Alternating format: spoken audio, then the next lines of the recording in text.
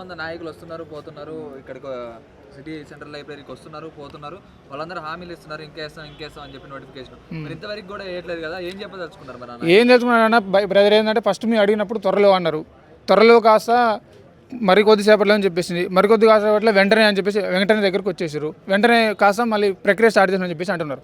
అంటే ఇందాక చెప్పిన కదా ఆ రోజు బల్మూర్ వెంకట్ కానీ రియాజ్ కానీ మిగతా ఇప్పుడు మా అద్దంకి దయాగర్ కానీ కోదండరామ్ సార్ కానీ ఈ మేధావులంతా కూడా ఆ రోజు నిరుద్యోగుల దగ్గరకు వచ్చి మా కాంగ్రెస్ పార్టీని గెలిపియండి బస్సు యాత్ర చేయండి అని చెప్పేసి కూడా మొత్తం జిల్లాలని తిరిగినాం, వాడవాడ తిరిగినాం. మా అయ్య కాళ్ళు అందరి కాళ్ళు మొక్కుకొని సరే గత ప్రభుత్వం వీళ్ళు బీఆర్ఎస్ ప్రభుత్వం నిరుద్యోగులు అన్యాయం జరిగింది కాబట్టి వీళ్ళని ఓడిద్దాం, వీలైనా సరే అధికారుల కోసం మా ఉద్యోగాలు మాకు వస్తాయని చెప్పేసి కూడా అన్ని కాళ్ళు పట్టుకుని లేకుండా ఓట్లు వేపిస్తే వీరు అధికారం వచ్చిన తర్వాత నిరుద్యోగులు స్మెచ్చే ప్రయత్నం చేస్తూ ఉన్నాం.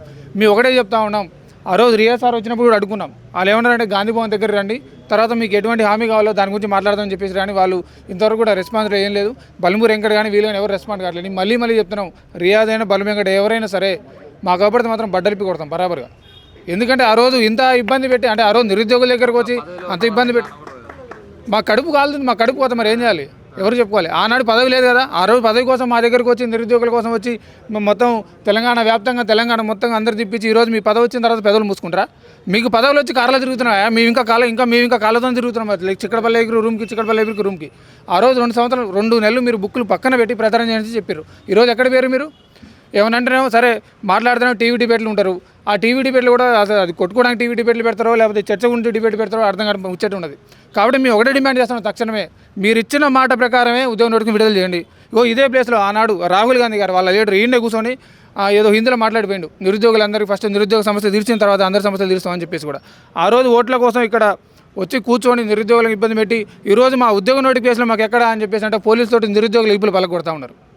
ఎంతోమంది దెబ్బలు తిన్న చిక్కడపల్లి లేబర్ ఎంతోమంది మీద కేసులు ఉన్నాయి, నా మీద ఉన్నాయి, మిగతా మన మిత్రుల మీద చాలామంది కేసులు పెట్టి గ్రూప్ 1 టైంలో కానీ మిగతా టైంలో కానీ చదువుకునే అభ్యర్థుల మీద ఎన్ని కేసులు. ఈ చిక్కడపల్లి లేబర్ చుట్టూ కూడా ఒక సుమారు 7 మంది పోలీసులు తిరుగుతూ ఉంటారు. మరి ఎందుకు తిరుగుతారో ఏం చేస్తారో అర్థం కాదు.